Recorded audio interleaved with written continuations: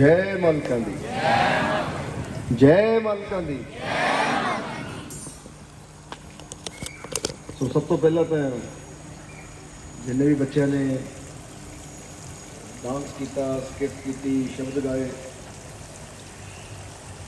साडे वालों इन्हां सारिआं नूं शाबाश, बहुत अच्छा किया उन्होंने। तो हमेशा दसीदा है कि इंसान बड़ी मेहनत करता है। ये 2-3 मिनट का अपना चाहे शब्द होवे, चाहे भंगड़ा होवे, चाहे कोई स्किट होवे, पेश करने वास्ते ये 2-3 मिनट की जी चीज़ में पेश करने वास्ते इंसान किन्ने किन्ने घंटे रियाज करता है, प्रैक्टिस करता है।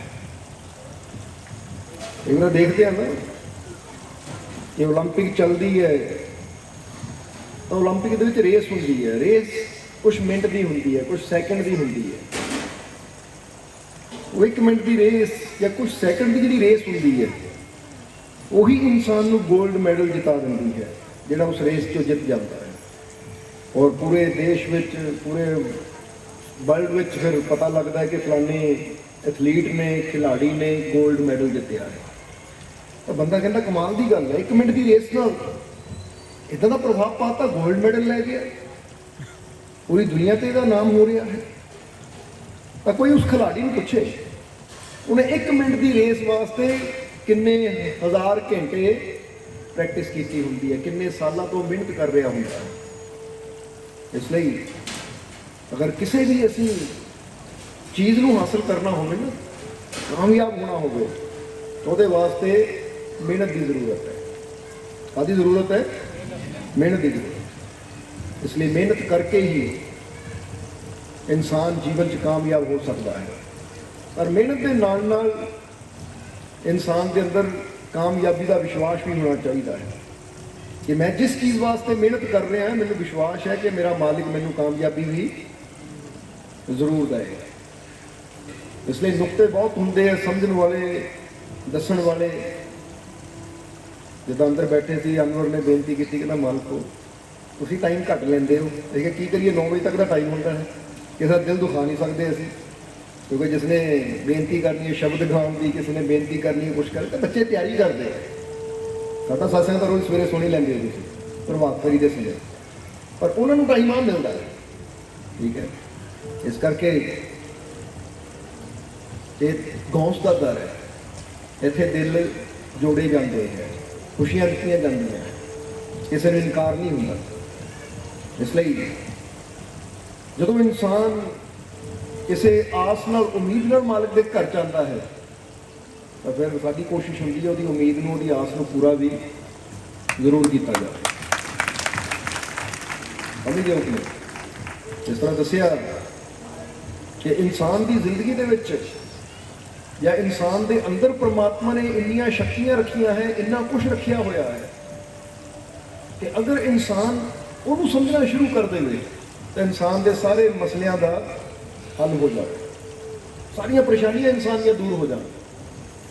क्योंकि कई बार ऐसा ऐसी देखीदा है कि इंसान कहने एक 6 फुट, 6.5 फुट या 5 फुट का एक वजूद नज़र आता है, एक शरीर नज़र आता है, पर ये अंदर जो परमात्मा ने रखा होया है, जो उस मालिक ने रखा होया है, अगर इंसान उसनों समझ लवे तो फिर इंसान को पता लगे कि जो ब्रह्मंडे सोई पिंडे, कि बहुत कुछ है इस पिंड के अंदर, बहुत कुछ है इस जीवन के अंदर जिसनों समझना है।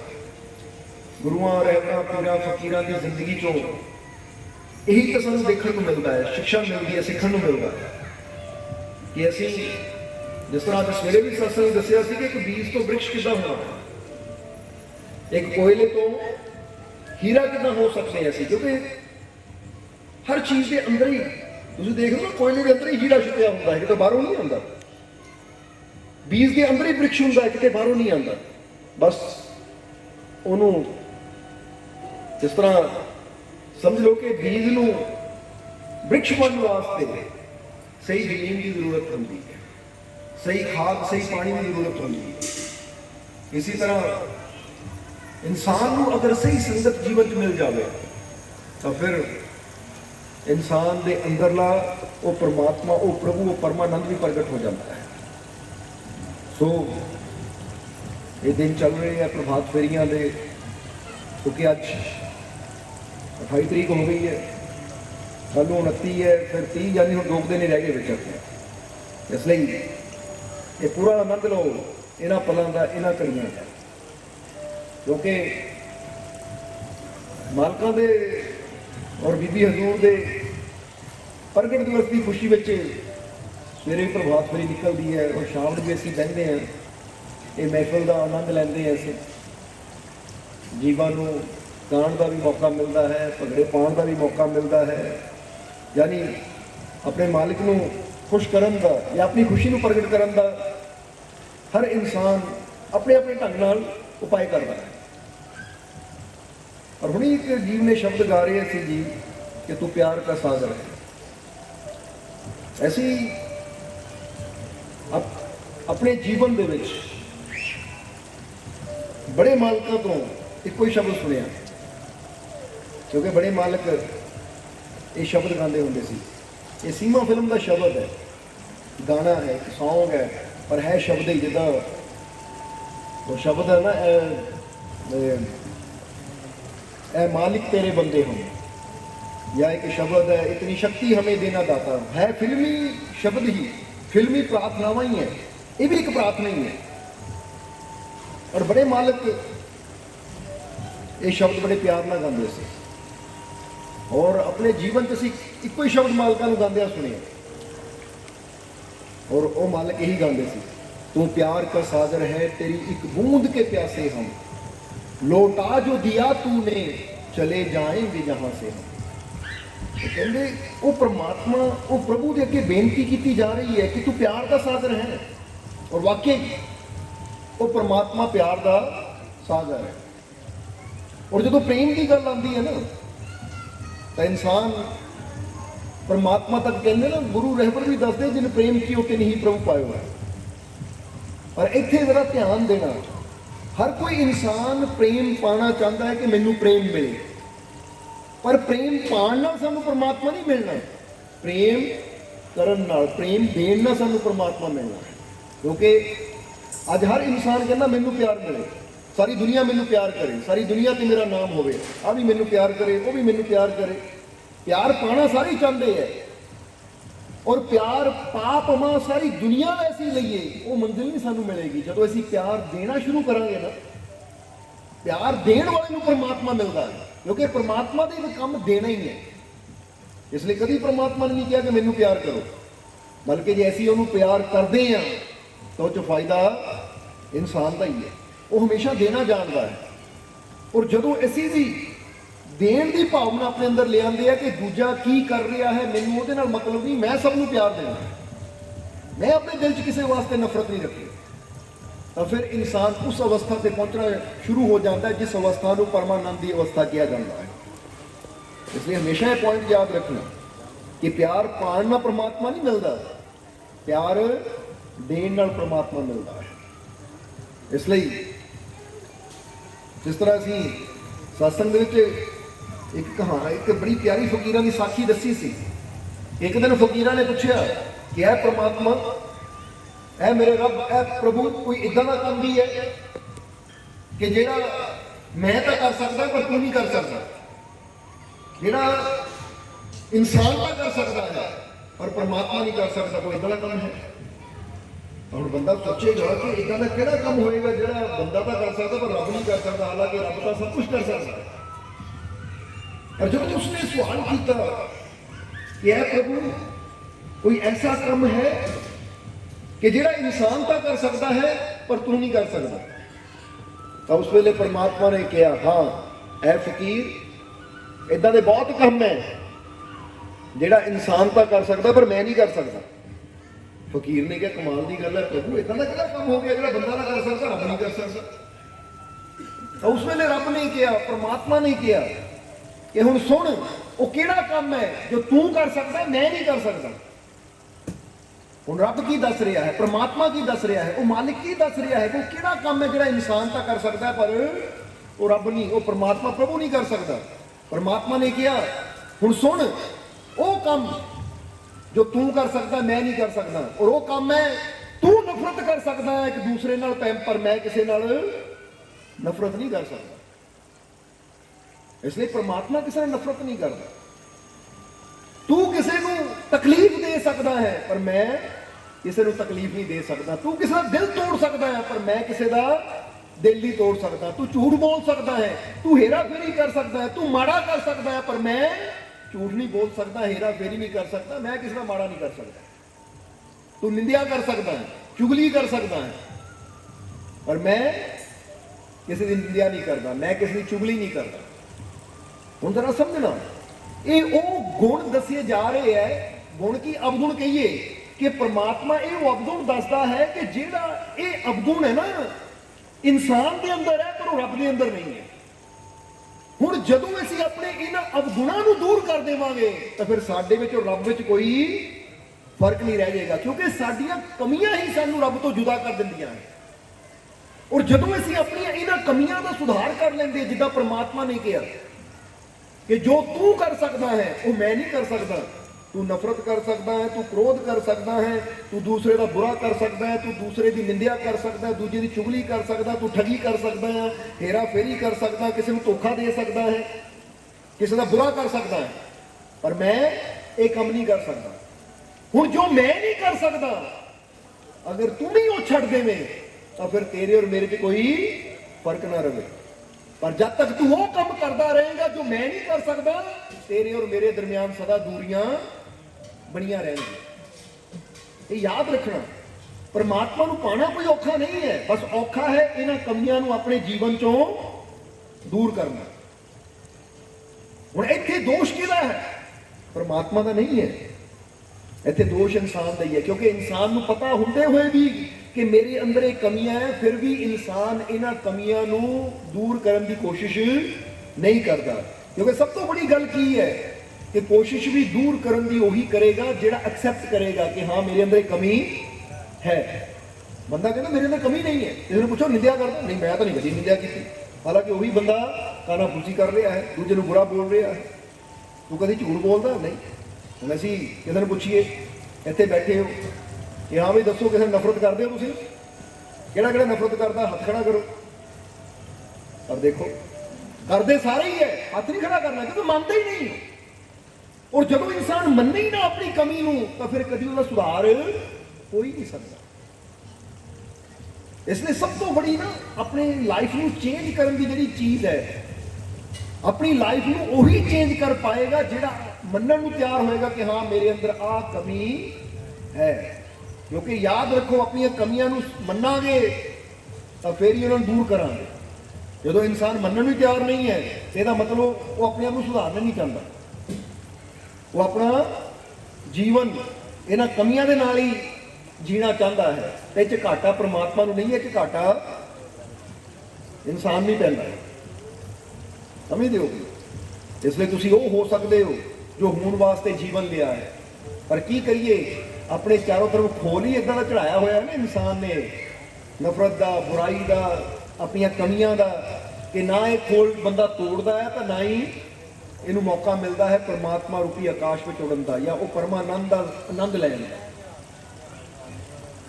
ਇਸ ਲਈ ਇਹ ਚੀਜ਼ ਨੂੰ ਥੋੜਾ ਸਮਝਣਾ ਹੈ, ਇਹ ਚੀਜ਼ ਨੂੰ ਥੋੜਾ ਗੌਰ ਕਰਨਾ ਹੈ। ਅਸੀਂ ਕਈ ਵਾਰ ਅਸੀਂ ਬਾਬਾ ਫਰੀਦ ਦੀ ਮਿਸਾਲ ਦੱਸੀ ਦੀ ਹੈ ਕਿ ਬਾਬਾ ਫਰੀਦ ਕਹਿੰਦੇ ਆ ਕਿ ਆਪ ਨੜੇ ਗਿਰੇਵਾਨ ਮੇ ਸਿਰ ਨੀਵਾਂ ਕਰ ਵੇਖ, ਆਪਣੇ ਗਿਰੇਵਾਨ 'ਚ ਝਾਤੀ ਮਾਰ, ਆਪਣੇ ਆਪ ਨੂੰ ਚੈੱਕ ਕਰ, ਆਪਣੇ ਆਪ ਨੂੰ ਦੇਖ।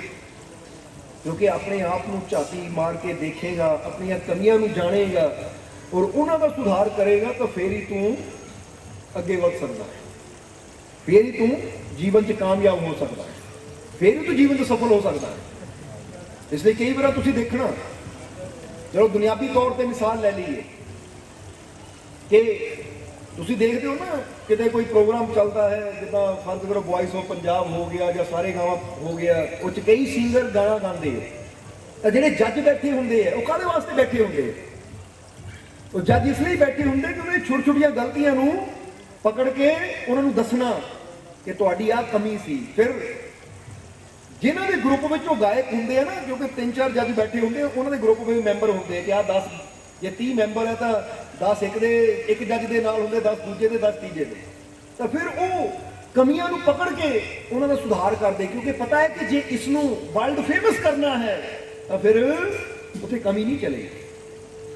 ਔਰ ਜਿੱਦਾਂ ਜਿੱਦਾਂ ਉਹ ਕਮੀ ਨਿਕਲਦੀ ਚਲੀ ਜਾਂਦੀ ਹੈ, ਉਸ ਤਰ੍ਹਾਂ ਉਹਦੀ ਕਲਾ ਵਿੱਚ ਹੋਰ ਵੀ ਨਿਖਾਰ ਆਉਂਦਾ ਚਲਾ ਜਾਂਦਾ ਹੈ, ਉਹ ਹੋਰ ਵੀ ਅੱਛਾ ਹੁੰਦਾ ਚਲਾ ਜਾਂਦਾ ਹੈ। ਔਰ ਇਹ ਗੱਲ ਯਾਦ ਰੱਖਣਾ, ਕਹਿੰਦੇ ਮਾਈਕਲ ਐਂਜਲੋ ਜਦੋਂ ਮੂਰਤੀ ਘੜਦਾ ਹੁੰਦਾ ਸੀ ਨਾ, ਮਾਈਕਲ ਐਂਜਲੋ ਦੀ ਮੂਰਤੀ ਬੜੀ ਬਹੁਤ ਇੱਕ ਨਾ ਕੀਮਤੀ ਮੂਰਤੀ ਮੰਨੀ ਜਾਂਦੀ ਸੀ, ਮਹਾਨ ਕਲਾਕ੍ਰਿਤੀ ਮੰਨੀ ਜਾਂਦੀ ਸੀ, ਕਿਉਂਕਿ ਬਹੁਤ ਬੜਾ ਕਲਾਕਾਰ ਸੀ ਮਾਈਕਲ ਐਂਜਲੋ। ਔਰ ਜਿਸ ਤਰ੍ਹਾਂ ਪਿਕਾਸੋ ਪੇਂਟਰ ਸੀ, ਪੇਂਟਿੰਗ ਕਰਦੇ ਸੀ ਬੜੀ, ਉਹਨਾਂ ਦੀ ਪੇਂਟਿੰਗ ਹਜ਼ਾਰਾਂ ਲੱਖਾਂ ਯੂਰੋ ਦੀ ਵਿਕਦੀ ਹੈ ਅੱਜ ਕੱਲ੍ਹ ਦੇ ਸਮੇਂ 'ਚ ਕਿਸੇ ਨੇ ਲੈਣੀ ਹੋਵੇ। ਹੁਣ ਕਹਿੰਦੇ ਜਦੋਂ ਉਹ ਪੇਂਟਿੰਗ ਕਰਦੇ ਸੀ ਤਾਂ ਇਹ ਨਹੀਂ ਕਿ ਬ੍ਰਸ਼ ਚੱਕਿਆ ਤਾਂ ਫੜ ਕੇ ਫਟਾਫਟ ਕਰਕੇ ਚਲੋ ਗੱਲ ਖਤਮ, ਉਹ ਹਰ ਚੀਜ਼ ਦਾ ਪੂਰਾ ਧਿਆਨ ਰੱਖਦੇ ਸੀ। ਜੇ ਉਹ ਕੁਝ ਬਣਾਉਂਦੇ ਵੀ ਸੀ ਤਾਂ ਇਦਾਂ ਬਣਾਉਂਦੇ ਸੀ ਕਿ ਕਮੀ ਦੀ ਗੁੰਜਾਇਸ਼ ਰਹਿੰਦੀ ਨਹੀਂ। ਜਰਾ ਸਮਝਣਾ, ਦੱਸਣਾ ਕਿਉਂ ਚਾਹੁੰਦੇ ਹਾਂ ਕਿ ਅਗਰ ਇੱਕ ਪੇਂਟਿੰਗ ਦੇ ਵਿੱਚ ਕੋਈ ਕਮੀ ਰਹਿ ਜਾਵੇ ਤਾਂ ਉਹਦੀ ਕੀਮਤ ਘਟ ਜਾਂਦੀ ਹੈ। ਹਾਲਾਂਕਿ ਕਾਗਜ਼ ਦੇ ਉੱਪਰ ਖਿੱਚੀਆਂ ਲਾਈਨਾਂ ਹੈ, ਤਾਂ ਜੇ ਉਹ ਕਾਗਜ਼ ਦੇ ਉੱਪਰ ਖਿੱਚੀਆਂ ਲਾਈਨਾਂ ਵਿੱਚ ਕੋਈ ਕਮੀ ਨਾ ਹੋਵੇ ਤਾਂ ਉਹਦੀ ਕੀਮਤ ਕਈ ਹਜ਼ਾਰ ਗੁਣਾ ਜ਼ਿਆਦਾ ਹੋ ਜਾਂਦੀ ਹੈ। ਤਾਂ ਜਰਾ ਸੋਚੋ, ਜੇ ਇੱਕ ਸਧਾਰਨ ਜਿਹਾ ਕਾਗਜ਼ ਹੈ ਉਸ ਦੇ ਉੱਪਰ ਐਸੀ ਪੇਂਟਿੰਗ ਖਿੱਚੀ ਜਾਵੇ ਜਿਸ 'ਚ ਕੋਈ ਕਮੀ ਨਾ ਹੋਵੇ ਤਾਂ ਉਹ ਲੱਖਾਂ ਯੂਰੋਆਂ ਦੀ ਹੋ ਜਾਂਦੀ ਹੈ। ਤਾਂ ਤੁਸੀਂ ਤਾਂ ਜੀਦੇ ਜਾਗਦੇ ਇਨਸਾਨ ਹੋ। ਅਗਰ ਤੁਹਾਡੇ ਅੰਦਰੋਂ ਇਹ ਕਮੀਆਂ ਵਾਲੀਆਂ ਬਿੰਦੀਆਂ ਹਟ ਜਾਣ, ਇਹ ਕਮੀਆਂ ਦੂਰ ਹੋ ਜਾਣ, ਤਾਂ ਤੁਹਾਡੀ ਕੀਮਤ ਕੀ ਹੋ ਸਕਦੀ ਹੈ, ਤੁਹਾਡਾ ਜੀਵਨ ਕੀ ਹੋ ਸਕਦਾ। ਪਰ ਬੜੀ ਹੈਰਾਨੀ ਦੀ ਗੱਲ ਹੈ ਕਿ ਤੁਸੀਂ ਆਪਣੀਆਂ ਕਮੀਆਂ ਨੂੰ ਦੂਰ ਕਰਕੇ ਆਪਣੇ ਆਪ ਨੂੰ ਅਨਮੋਲ ਕਰ ਸਕਦੇ ਹੋ, ਪਰ ਫਿਰ ਵੀ ਅਸੀਂ ਕੋਸ਼ਿਸ਼ ਨਹੀਂ ਕਰਦੇ, ਉੱਥੇ ਕੇ ਬੈਠੇ ਰਹਿੰਦੇ ਉਹਨਾਂ ਕਮੀਆਂ ਦੇ ਨਾਲ ਹੀ ਜ਼ਿੰਦਗੀ ਜੀਂਦੇ ਚਲੇ ਜਾਂਦੇ ਆ। ਔਰ ਇਹ ਸੋਚ ਹੀ ਨਹੀਂ ਪਾਉਂਦੇ ਕਿ ਅਸੀਂ ਕੀ ਹੋ ਸਕਦੇ। ਸਮਝਦੇ ਹੋ ਕਿ ਇਹਨੂੰ ਇਦਾਂ ਸਮਝ ਲਓ ਕਿ ਜਿੱਦਾਂ ਇੱਕ ਬਾਜ ਦਾ ਬੱਚਾ ਬੜੇ ਉੱਚੇ ਆਕਾਸ਼ਾਂ ਵਿੱਚ ਉੱਡ ਸਕਦਾ ਹੈ, ਬੜੀਆਂ ਉੱਚੀਆਂ ਉਡਾਰੀਆਂ ਮਾਰ ਸਕਦਾ ਹੈ, ਪਰ ਉਹ ਆਂਡੇ ਚੋਂ ਬਾਹਰ ਨਿਕਲਣ ਲਈ ਤਿਆਰ ਨਾ ਹੋਵੇ ਤਾਂ ਫਿਰ ਤਾਂ ਉਹ ਉਸ ਆਕਾਸ਼ ਦੀ ਉਚਾਈ ਤੱਕ ਪਹੁੰਚੇਗਾ ਹੀ ਨਹੀਂ ਜਿੱਥੇ ਤੱਕ ਬਾਜ ਦੀ ਉਡਾਨ ਹੁੰਦੀ ਹੈ।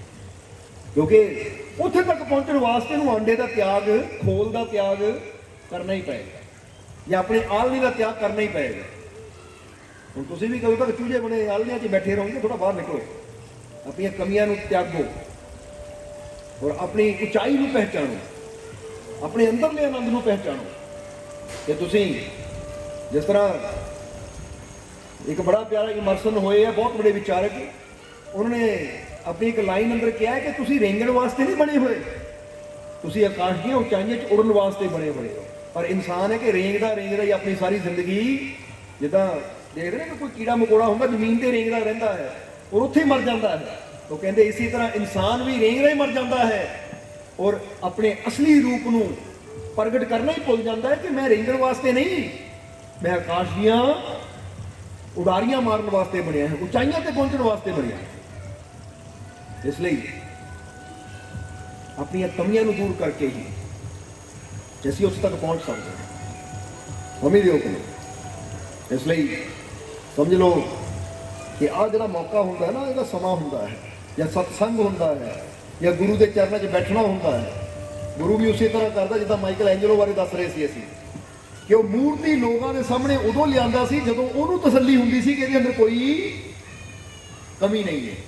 ਜੇ ਥੋੜੀ ਜਿਹੀ ਵੀ ਕਮੀ ਹੈ ਤਾਂ ਪੂਰੀ ਮਿਹਨਤ ਕਰਦਾ ਸੀ। ਕਿਉਂਕਿ ਕਲਾਕਾਰ ਹੀ ਉਹ ਹੁੰਦਾ ਹੈ ਕਿ ਜਿਹੜਾ ਇੰਨੀ ਮਿਹਨਤ ਕਰ ਦੇਵੇ, ਦਿਨ ਰਾਤ ਲਾ ਕੇ ਇਦਾਂ ਦੀ ਉਹ ਚੀਜ਼ ਨੂੰ ਬਣਾ ਦੇਵੇ ਕਿ ਦੇਖਣ ਵਾਲਾ ਵਾਹ ਕਹਿ ਉੱਠੇ ਕਿ ਵਾਹ, ਔਰ ਉਹਦੇ ਅੰਦਰੋਂ ਆਵੇ ਕਿ ਵਾਕਈ ਇਹ ਸੰਪੂਰਨ ਕਲਾਕ੍ਰਿਤੀ ਹੈ, ਇਹ ਸੰਪੂਰਨ ਹੈ, ਇਹ ਤੋਂ ਬੈਸਟ ਹੋਰ ਕੁਝ ਹੋ ਹੀ ਨਹੀਂ ਸਕਦਾ। ਤੁਸੀਂ ਵੀ ਆਪਣੇ ਆਪ ਨੂੰ ਬੈਸਟ ਬਣਾ ਸਕਦੇ ਹੋ, ਤੁਸੀਂ ਵੀ ਆਪਣੇ ਆਪ ਨੂੰ ਅੱਛਾ ਬਣਾ ਸਕਦੇ ਹੋ।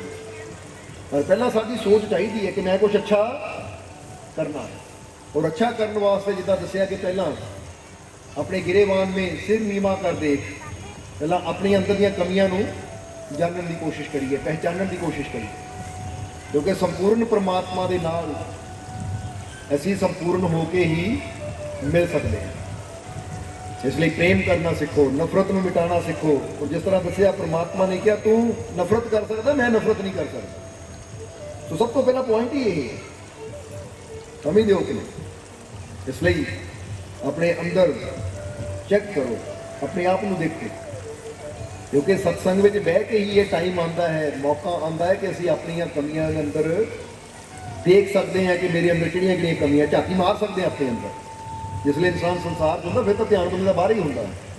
इत्थे बह के तो मौका मिलता है अपने अंदर देखने का, अपने अंदर उतरन का। समझ दो कि नहीं। इसलिए कोशिश करो कि ये जो टाइम है, ये जो समा है, एक एक पल बड़ा कीमती है, व्यर्थ ना जाए। एक एक पल का पूरा पूरा आनंद लेना है। बाकी हम समा हो गया क्योंकि 10 मिनट उपरी हो गए। जब दसिया समझाने तो बहुत कुछ होता, पर टाइम के करके फिर देखना पैंदा सानू भी, क्योंकि सवेरे भी उठना होता है। सवेरे प्रभात फेरी है, और कल की प्रभात फेरी कांटियां नगर विखे होएगी, है कांटियां विच ही, पर मालकां दे चरणों नाल प्यार करने वाला एक परिवार, जो कि सनी तो इस वेले आप बाहर ही बैठा है और बाकी फैमिली इत्थे है। इस परिवार वालों ये प्रभात फेरी कल को दरबार के उपरी होएगी, क्योंकि इंसान के अंदर भावना होंगी है, श्रद्धा होंगी है। तो याद रखो कि जे किसी मजबूरी कारण असी प्रभात फेरी अपने घर तक नहीं लैके जा सकते तो दरबार से करा लिया करो, ताकि वो फल भी मिल जाए। हाँ, बंदा कहता ना मौका भी हथों ना निकले। सो कल की प्रभात फेरी जी सवेरे 5 बजे आरंभ होएगी, 5 बजे वंदना होएगी। इसलिए सारिਆਂ ने कोशिश करनी है कि 5 बजे तो पहला ही असी प्रभात फेरी वाली गड्डी को पहुँच जाइए, ताकि समय सिर वंदना हो और समय सिर प्रभात फेरी आरंभ हो और असी पूरा पूरा कल नूं आनंद लईए। और तुसीं देखिया होना पोस्टरां विच लिखिया सी कि 3 शाम हुजूर के नाम, वो डेट पाई सी 28, 29, 30। पर अज असीं देख रहे थे बच्चों ने काफ़ी सानूं पता लगा शब्द तैयार किए, स्किटां तैयार कीतियां है। तो इस करके फिर असीं इन्हां नूं कहा कि हम मना नहीं किसी नूं करना, ये चीज़ है कल कर लवांगे, ठीक है। जे कल कोई इधरों ज़्यादा तैयारी ना हुई तो फिर असीं कल बड़े मालकां दी सिफत में जरूर बैठांगे, मालकां दा गुणगान करांगे। क्योंकि पिछे जे एक जीव ने बेनती की सी कि मालकां ने 11 असूल बनाए हुए है, यानी एक वसीयतनामे च लिखे है कि अल्लाह की तकवी और इतायत को लाजिम समझना। तो असीं कहा सीगा कि वो मालकां ने जिहड़े 11 नियम दसे ना कि 3 दिनां 3 रातां च असीं उन्हां दे बारे दसांगे कि उन्हां दा मतलब की है। इस करके जे कल टाइम होया, बाकी इनकार किसी को नहीं, जैसे दिल करे तैयारी कर लियो, कर लो, कोई गल नहीं। ये तो फिर 2 अक्टूबर को सही, क्योंकि असीं तो मालिक का जिक्र करना तो चलता ही रहता है। इसलिए कल फिर जो टाइम होया तो टाइम के हिसाब नाल फिर कल बड़े मालकां की गल करांगे, बड़े मालकां के जीवन की गल करांगे, बड़े मालकां दे बीबी हजूर के जीवन नाल जुड़ियां कुछ घटनावां की गल करांगे, पर वो समय के मुताबिक। समझ दो कि क्योंकि किसी का दिल हम पहले दस चुके हैं, अभी ये मौका सारे नूं मिलना है। समझ दो कि नहीं। इस करके आही तो दिन होंगे अपनी अपनी फीलिंग में, अपनी अपनी भावना को इंसान मालिक के चरणों च रख सकता है। इसलिए हम सवेर को तैयारी करो, टाइम सिर उठो, ताकि कल की प्रभात फेरी का पूरा पूरा आनंद लीए। क्योंकि समझ लो 3 तो प्रभात फेरियां रह गई, कल की नहीं 2 ही रह गई हैं। नहीं आप शुक्रवार भी कढ़ देंगे, कोई गल ठीक है। पहली तरीक भी हो जानी प्रभात फेरी, कांटियां च ही हो जाएगी। तो 3 प्रभात फेरी रही, कल की, बुधवार, परसों, वीरवार, शुक्रवार। तो पूरा पूरा आनंद लेना है। समझ लो कि नहीं। हम लास्ट दिन है तो लास्ट दिन जी अपनी एनर्जी है ना पूरी, बस बंदा कहता हम आखिरी पल, आखिरी घड़ियां मैं जान लानी है। समझ लो कल तो जान लानी है आप आनंद लैन वास्ते, ये खुशी प्रगट करने वास्ते। तो तैयार हो ना फिर। चलो ठीक है, फिर हूँ टाइम हो गया, समा हो गया, हम अज की सभा को समाप्त करिए। मालिक अपनी रहमत, अपनी बख्शिश, अपनी कृपा हमेशा तुहाडे ते बनाए रखन। आने वाला समा तुहाडे सब दे वास्ते कामयाबी, सफलता भरिया होवे, खुशियां भरिया होवे। मालिक तुहानूं दिन दुगनी रात चौगनी तरक्की देन। सारे ने बहुत अच्छा किया, साडे वालों सारे बहुत बहुत बधाई भी और शाबाश भी। ठीक है। जय मालिकां दी, जय मालिकां दी, जय मालिकां दी।